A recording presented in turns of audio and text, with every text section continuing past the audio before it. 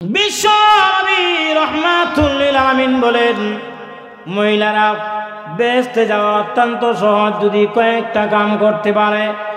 এক নাম্বার, ইজা সাল্লাত খামসাহা, 5 ওয়াক্ত নামাজ যদি পড়তে পারে। 2 নাম্বার, ওয়াসামাত শাহরাহা, রমজান মাসের রোজা যদি রাখতে পারে। 3 নাম্বার, ওয়া আহসানাত ফারজাহা, নিজের সতীত্বের হেফাজত করতে পারে। এই মিয়া সতীত্বের হেফাজত করার জন্য 1 নম্বরে চোখের হেফাজত করা দরকার। জোরে বলেন ঠিক না?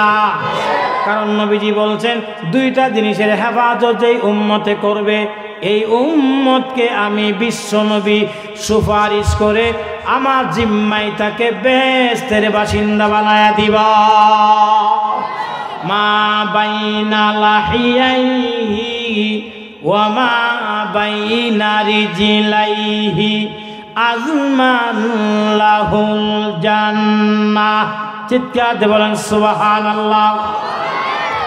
হযরত আবু হুরায়রা থেকে হাদিস, মুসলিম শরীফের হাদিস, তিরমিজি শরীফের হাদিস, নবীজি বলেন, যে উম্মতে 2টা জিনিসের হেফাজত করবে, নগরের পাবলিক একটু চিৎকার দিয়ে বলেন কয়টা জিনিসের হেফাজত? আরো জোরে কোন কয়টা? মা বাইনা লাহিয়াইহি, যেই ব্যক্তি আল্লাহু আকবার 2 টুটের মধ্যস্থল একটা জিহ্বা আছে, এই জিহ্বার হেফাজত যেই উম্মতে করবে, 1 নাম্বার, নাম্বার 2, 2 নম্বরে 2 উরুর মধ্যস্থলে একটা লজ্জাস্থান আছে। পুরুষের যেমন লজ্জাস্থান আছে, মেয়েদেরও লজ্জাস্থান আছে। নবীজি বলেন, 2 উরুর মধ্যস্থলে যে একটা লজ্জাস্থান, এই লজ্জাস্থানের হেফাজত যেই উম্মতে করবে, নবীজি বলেন আযমান লাহুল জান্নাহ, আমি নবী এই উম্মতের বেহেশতের জিম্মাদার নিয়ে গেলাম।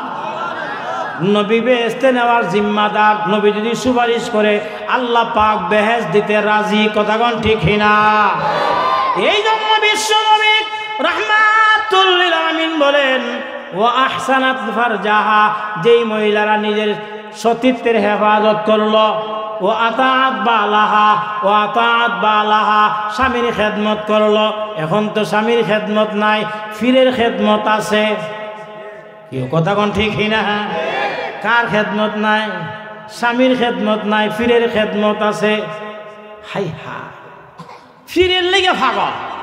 স্বামীর ভাইয়ে তেল দেয় না, মাথার তেল দিয়া দেয় না, আর কোনখান থেকে মুরাশা বাইন্দা এক ফাগলা আইছে জড়া, এইটার গোসল করাবার লাগে পাগল, এটার লেগে দোয়া নিবার জন্য পাগল। এই মহিলা, তুমি পর পুরুষের সামনে যাও কিভাবে? এই বন্দার কাছে তুমি কেন যাও? হের কাছে তো কোনো কিছুই নাই। তুমি যদি তোমার স্বামীর খেদমত করতে পারো, স্বামীর পায়ে যদি তেল দিতে পারো, মাথায় যদি তেল দিতে পারো, স্বামীর কথা অনুযায়ী চলতে পারো, তাহলে তোমার মর্যাদা কেমন জানোনি? নবীজি বলছেন, মিন আইয়ি আবওয়াবিল জান্নাতি সা, তুমি জান্নাতের যে কোনো দরজা দিয়া মৃত্যুবরণ করতে দেরি, জান্নাতে যাইতে দেরি না। জোরে বল সুবহানাল্লাহ। তাহলে জান্নাতে যাওয়ার পূর্ব শর্ত হলো স্বামীর খেদমত করা। কথা কোন ঠিক না? স্বামীর মালের হেফাজত করা। আমিয়া বিদেশ থেকে টাকা দিছে, 2 লাখ টাকা। এই 2 লক্ষ টাকা যথাযত্ন হিসাব দিতা স্বামীর কাছে। এখন করছি কিতা, জামাই দিছে টাকা বিদেশ থেকে, আর তাই করছি কিতা 50,000 টাকা খরচ কইরা বাপেরে নিয়া, আর 70,000 টাকা লুকায়া 70,000 টাকা দিয়ে বাবার এক বলদ কিনে দিলাইছে, গরু কিনে দিলাইছে।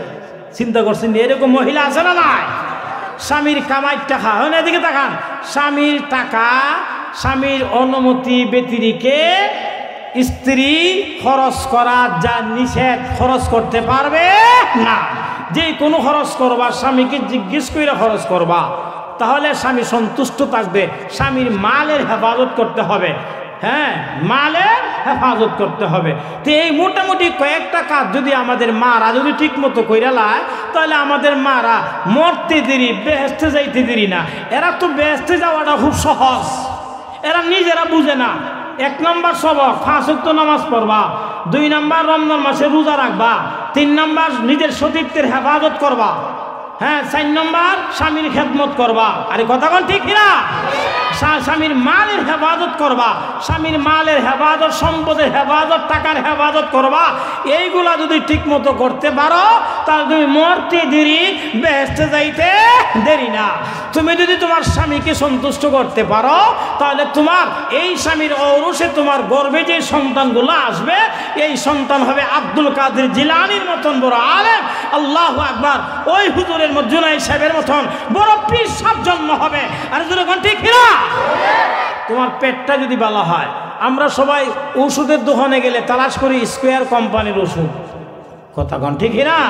কেনে কেনে কই স্কোয়ার কোম্পানির ওষুধ বলে বালা, এই জন্য সবাই ভাই অন্য কোম্পানি না না না স্কোয়ার কোম্পানির ওষুধ দাও। কেন? স্কোয়ার কোম্পানির ওষুধ ভালা। তদ্রুপভাবে হ্যাঁ তার কোম্পানিটা ভালো হওয়ার কারণে এই কোম্পানির ঔষধ বালা।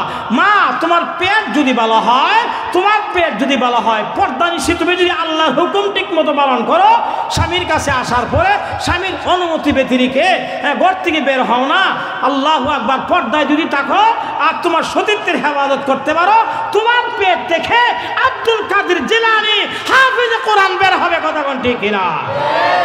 তোমার পেটটা যদি খারাপ হয় তাহলে তোমার পেট থেকে সুদ দেখাইতে পারিব।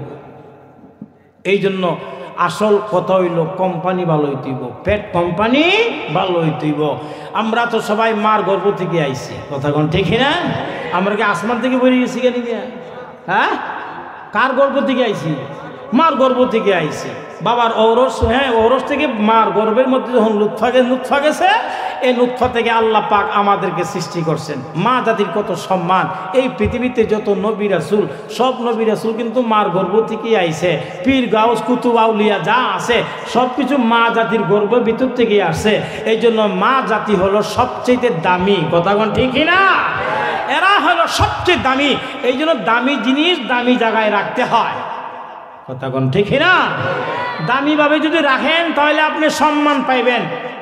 আপনার মর্যাদা হবে কার মতন? ফাতেমাতুজ জোহরার মতন, জোরে কোন ঠিক না? এই জন্য আল্লাহ তাআলা ডাইরেক্ট নিষেধ করেছেন। আল্লাহ রাব্বুল আলামিন সমস্ত নারীদেরকে আল্লাহ তাআলা বেপরদা হিসেবে, পর্দা লঙ্ঘন করে বের হতে, ঘর থেকে বের হতে আল্লাহ তাআলা নিষেধ করে দিয়ে দিয়েছেন। আল্লাহ রাব্বুল আলামিন বলেন, ইয়া নিসা আন-নাবিয়্যি লাস্তুন্না কাআহাদিম মিনান নিসা ইন ইত্তাকাইতুন্না ফালা তাখদা'না বিল কওল ফায়াতমা'আল্লাযী ফী কলবিহি মারাদুন ওয়া কুলনা কাওলাম মা'রুফা وقرن في بيوتكن। আল্লাহ রাব্বুল আলামিন বলেন, দুনিয়ার সমস্ত নারীদেরকে আল্লাহ বলেছেন ওয়াকারনা ফি বুয়ুতিকুন্না, এ নারী জাতি তোমরা তোমাদের ঘরের মধ্যে থাকো।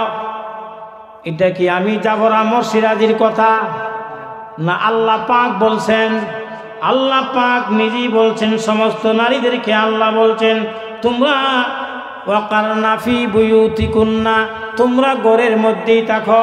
ওয়ালা তাবাররাজনা তাবাররুজাল জাহিলিয়াতিল উলা, তোমরা জাহিলিয়াতের যুগের নারীদের মতন তোমরা ঘর থেকে বের হয় না। এরা পর পুরুষের সামনে সৌন্দর্য প্রদর্শন করে এরা ঘর থেকে বের হইতো। এদের মতন তোমরা পর পুরুষের সামনে সাইজা সুইজা যায় না। আমাদের দেশের নারীর অভ্যাস বড় খারাপ।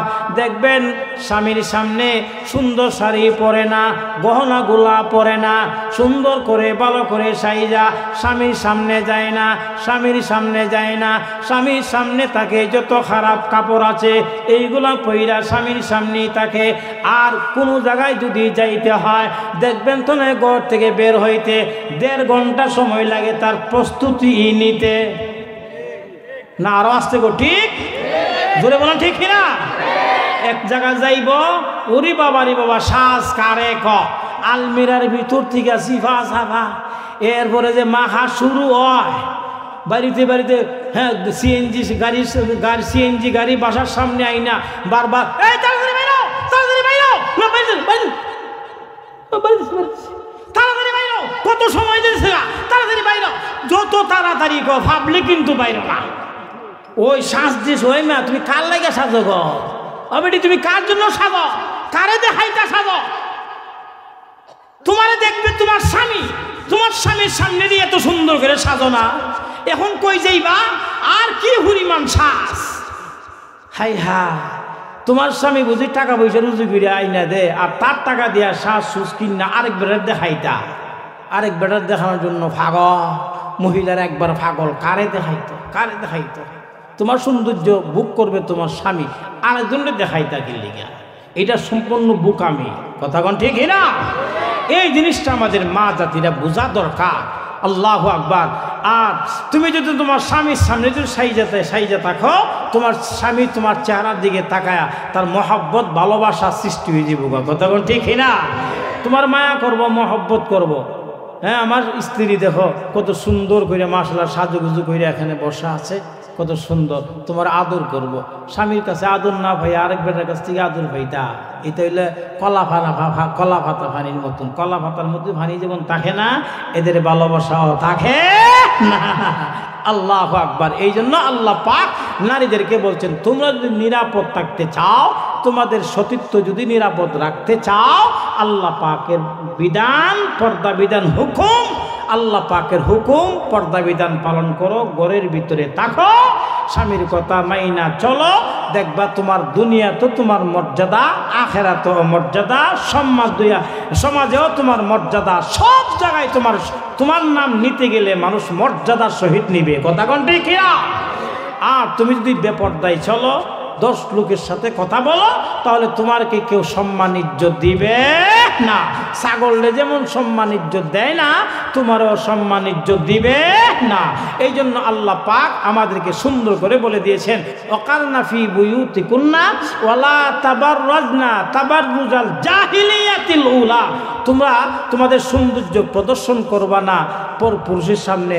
জাহিলিয়াত যুগের নারীরা এরা সাইজা সুইজা এরা মানুষের সামনে নিজের সৌন্দর্য প্রদর্শন করত। আল্লাহ বলছেন, এদের মতন তোমরা এই কাজ করবা না।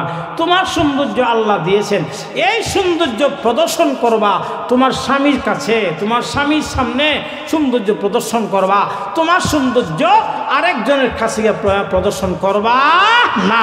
নিষেধ করছেন কে? কথা বলেন না কে? এই জন্য আমরা কিন্তু বিয়া করা সুন্নত, এটা আমরা সবাই জানি, কিন্তু বউরে পর্দা রাখা যে সুন্নত, এই পর্দা রাখা যে ফরজ, এটা কিন্তু আমরা অনেকে মানতে রাজি না। পুরুষের জন্য দায়িত্ব হলো, আপনি যখন আপনার স্ত্রীকে বাড়িতে আনবেন, আপনার তার খাবারের ব্যবস্থা করা, তার চিকিৎসার ব্যবস্থা করা, হ্যাঁ, তার সব কিছুর ব্যবস্থা করা, এমনকি তাকে সুন্দর একটা বাড়ি, পর্দাশীল বাড়ির ব্যবস্থা করে দেওয়া, এটা পুরুষের দায়িত্ব। আর যখন ঠিক না, এটা কার দায়িত্ব? পুরুষের দায়িত্ব। তার পর্দা থাকতে পারে এমন সুন্দর পরিবেশ তাকে কইরা দেওয়া প্রত্যেকটা পুরুষের উপরে দায়িত্ব। এখন আপনি যদি মেয়ে আনলেন, আনার পরে যদি আপনি তাকে পর্দা বিধান পালন করার কোন পরিবেশ কইরা না দিতে পারেন, তাহলে আপনি হবেন গুনাহগার। তো কথা কোন ঠিক না? আল্লাহ পাক এ পর্যন্ত আমরা যা বলছি, ইনশাআল্লাহ আমরা এই কথাগুলোর আমল করার তৌফিক সবাই দান করুন।